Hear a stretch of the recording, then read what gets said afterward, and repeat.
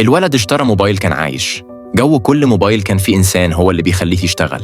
أول ما فتح العلبة خبط على ودن الإنسان فالموبايل اشتغل.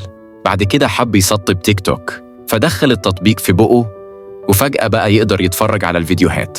في اللحظة دي صاحبه ظهر ومعاه موبايل إنسان برضه، بس الإنسان اللي جوه كان ضعيف عشان البطارية قربت تخلص. لما الاتنين ابتدوا يبعثوا رسائل كان في الحقيقة الإنسانين اللي جوه الموبايلات هم اللي بيتكلموا وبيوصلوا الكلام لأصحابهم. بعد شوية صاحبه زهق من الشات فقرروا يلعبوا لعبة. أول ما اللعب ابتدى الموبايلين لوحدهم ابتدوا يتخانقوا زي ملاكمين بجد. فجأة موبايل الولد بطاريته خلصت، ولما مسك شاحن قديم عشان يوصله كان ممكن ينفجر. تاني يوم راجل كان بيعمل عملية جراحية في لعبة وبيخيطها بإبرة وخيط. لما خلص اللعبة قعدت وبصت على بطنها والخياطة كانت مظبوطة. فجأة اللعبة ابتدت تهتز.